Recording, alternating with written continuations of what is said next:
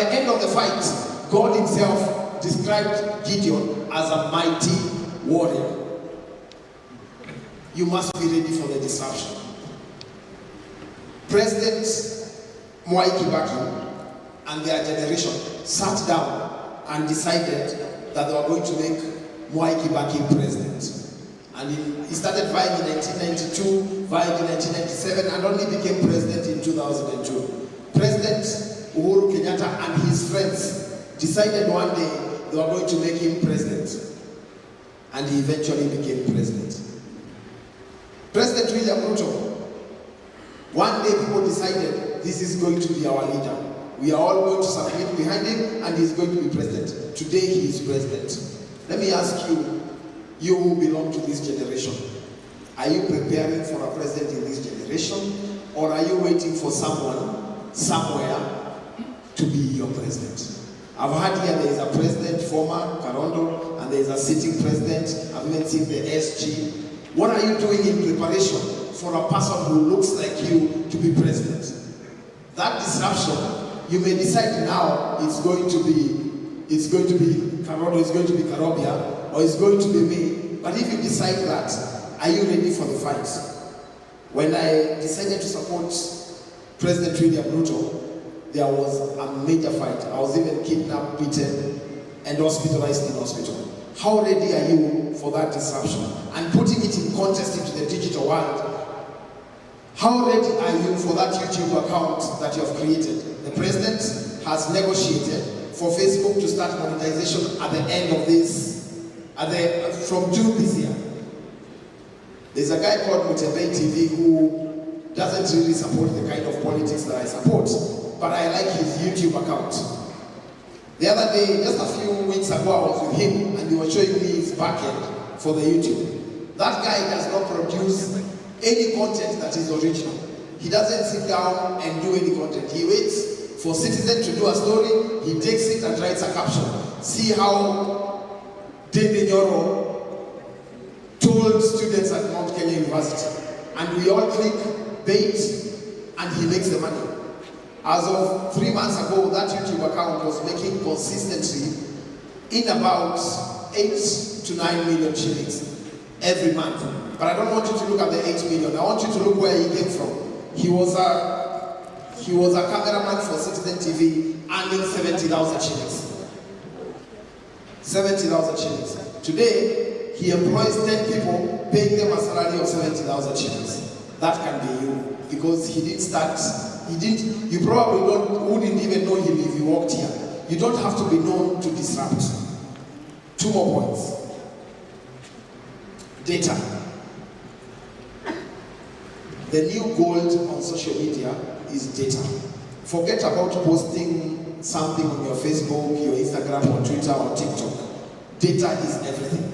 If you master data, if I had more time, I would show you a few examples on screen on how to master the data, but I'm sure you can organize another day. But master data. No, I've seen the student leadership here, and I noted it lacks the two that's principles. It is important for you to be able to go for it. And when I look at this room, I can almost see that ladies are actually more in terms of voting. So maybe it's time for you to take up the challenge. Master your data. And that will help you to be able to run the world. Finally, maybe before I leave the point on data, 2016, Bitcoin. How many people know Bitcoin? Very good. Bitcoin was selling for 60,000 shillings. 60,000 shillings. So the guy one of the staff members,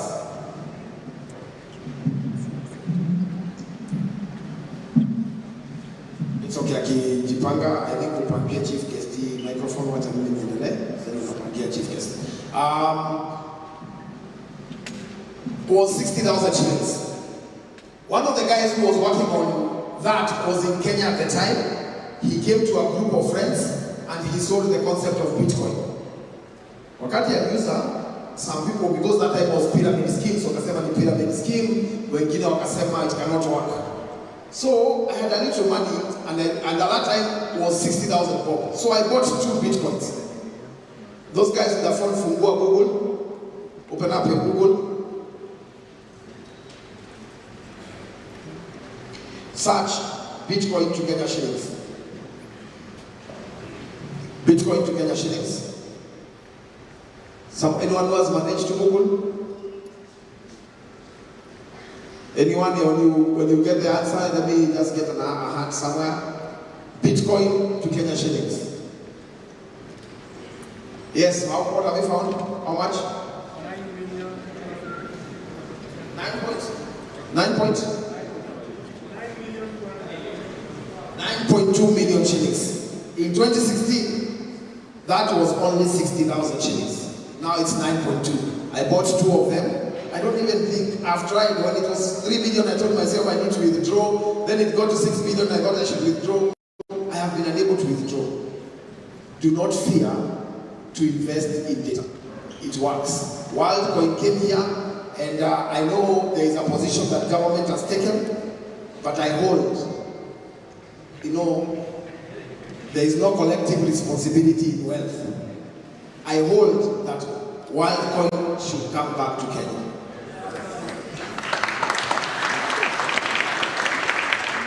And I am going to put up a fight in all the relevant tables to ensure WorldCoin comes back to Kenya. Because when WorldCoin was here before it was banned, it was only 7 shillings. Today, it is 48 shillings. In a year or so, I foresee that WorldCoin going to around 1,000, 2,000 bob. And when we are talking about it 7 years from now, when there will be a mentorship like that, and you are the people who will be speaking that mentorship, you will remember that it was 7 bob when you heard about it, and it is 9 million at the time when you are presenting. Finally, and this is the most important point about digital, be controversial. And you don't have to be controversial in a negative way. You can be controversial in a positive way. Do not come to such a function and post just that you are at NKU doing something. Ask a question that is different from everyone else and get online with it. There is money in fake news. I was searching, and I want you to search independently. Fake news. Search the worth of fake news 2023 or 2024. I was searching yesterday as I was preparing for this, and I noticed the worth of fake news is $56.9 billion. That's the worth of fake news in 1 year. Well, umepata gapi isipokuwa kusema fake news kwa Twitter na social media. Out of that $56.9 million, kuna watu wamemake hiyo do. Wewe umemake ngapi? Isipokuwa kuweka pale hiyo ni uongo, hiyo ni fake news, na kustamp fake news na kudistribute. Start an organization to fight fake news among university students in Kenya. Then you do a proposal. There are people who are funding those things to fight that fake news. Start a website, ongea na msenafanya software, afanyia blog, fact checking. Usidhani system ya facts tu ni kitu mzuri tu ya kusema there is money in it. So start thinking beyond just writing. Controversy sells. There is money in everything negative. If you start a fight today against fake news by politicians, and every day you have something about a fake news that has been said, within a year you will come back to me and you'll have made a lot of money. Because of time. I hope next time we'll have a better interaction and more time, and I'm sure I'll create that time. We will have a better engagement. But because we have to release our chief guest, allow me to ask you to put your hands together as we welcome the chief guest, the Haro MP and the chair of budget, Ndindi Nyoro. Makofi tafadhali, DJ Ngoma tafadhali. Mheshimiwa Nyoro tafadhali, kidogo tu mwesh. Bas. Hey. Haya. Acha nikufunze mwesh. Haina haja ujiaimishe, na wewe ni mtu tunategemea. Mheshimiwa, what you do